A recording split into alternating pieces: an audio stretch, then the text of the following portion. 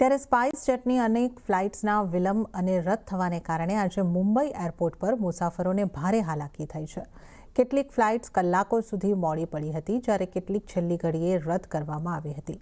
વધુ વિગતો આપવા સહયોગી કરણની ગાંધી જોડાઈ ગયા છે। કરણ, સ્પાઇસ જેટમાં ફ્લાઇટની શું પરિસ્થિતિ છે અને કંપનીએ આ મામલે શું નિવેદન આપ્યું છે? જી, તો મુંબઈમાં એક એવી ઘટના બની એરપોર્ટ પર જેને લઈને સૌ જે મુસાફરો છે તેમાં ચિંતા વ્યાપી ગઈ। મુંબઈમાં સ્પાઇસ જેટની જે એક ઉડાન છે તેમાં 4 કલાકનો પહેલાં વિલંબ થયો અને ત્યારબાદ એ ફ્લાઇટ જે છે તે કેન્સલ થઈ હતી। ફ્લાઇટ હતી SG631। આ ફ્લાઇટ પહેલાં 4 કલાક મોડી પડી, ત્યારબાદ કેન્સલ પણ થઈ ગઈ। સાથે દિલ્હી, બેંગ્લોર અને અમદાવાદની ફ્લાઇટ પણ જે છે તે અહીંયાથી પ્રભાવિત થઈ હોવાનું કહેવામાં આવે છે। એટલે એક રીતે જે એર ઇન્ડિયા માફ કરજો ઇન્ડિગોમાં આપણે જે થતું જોયું હતું એ જ પ્રકારનું એક પ્રકરણ અત્યારે આપણે મુંબઈમાં જોયું છે સ્પાઇસ જેટ તરફથી। સાથે જ નારાજ મુસાફરોએ એરપોર્ટ પર નારેબાજી કરીને કંપની વિરુદ્ધ જે છે તે કાર્યવાહી કરવાની માંગ કરી હતી અને હોબાળો મચાવ્યો હતો। સાથે જ CISFએ અહીંયા ઘટના સ્થળે પહોંચીને સમગ્ર મામલો કંટ્રોલમાં લીધો હતો।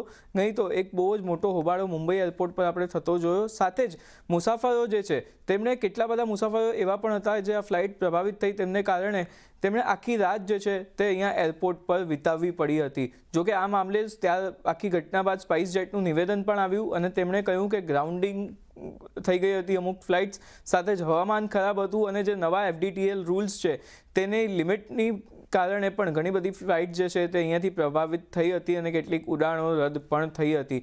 સાથે જ મુંબઈ અને અમદાવાદની વાત કરીએ તો આ રૂટ પર પણ સ્પાઇસ જેટની 2 ફ્લાઇટ જે છે તે મોડી પડી હતી અને જે પ્રભાવિત યાત્રીઓ છે તેમના માટે વધારે ફ્લાઇટ્સ પણ ચલાવવામાં આવી રહી છે તેવું પણ અહીંયાથી જે કંપની છે તેમના દ્વારા કહેવામાં આવ્યું છે। જી, તો આપણે અહીંયા આગળથી ખાસ માહિતી લીધી અને હાલ જો આપણે અહીંયા આગળથી જોઈએ તો હવાઈ મુસાફરીને લઈને વિવિધ સમસ્યાઓ ઉભરી રહી છે અને ઊભી થઈ રહી છે। અને આ ઉપરાંત ભારતમાં હવાઈ મુસાફરોની સૌથી મોટી ચિંતા હવે ફ્લાઇટ્સની નહીં પરંતુ તેમના સામાનની છે।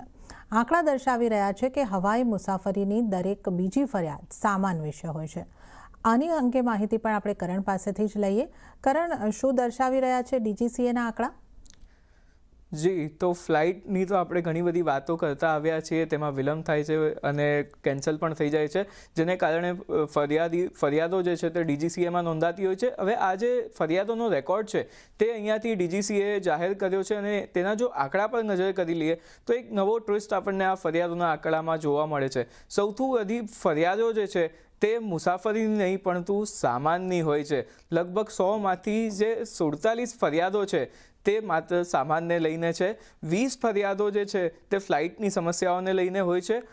100માંથી 19 સમસ્યાઓ જોઈએ તો રિફંડની સમસ્યા છે અને કસ્ટમર સર્વિસનો આમાં જે ભાગ છે તે માત્ર 5.3%નો જ છે।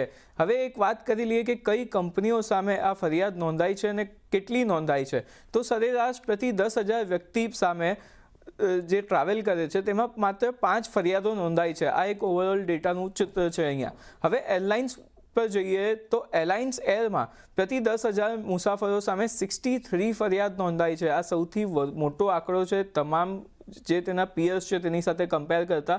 ઇન્ડિગોમાં દર 10,000 લોકો પર માત્ર 5.5 ફરિયાદ નોંધાઈ છે અને જો વાત કરી લઈએ ટાટા ગ્રુપની એર ઇન્ડિયા એરલાઇન્સની તો અહીંયા પ્રતિ 10,000 મુસાફરો માત્ર 4 ફરિયાદો જે છે તે નોંધાઈ છે। એટલે એક નવો ટ્વિસ્ટ આ એક આંકડામાં આપણને અહીંયાથી જોવા મળી રહ્યો છે। જી જી કરણ, આ સમગ્ર જાણકારી અને માહિતી આપવા બદલ આપનો આભાર।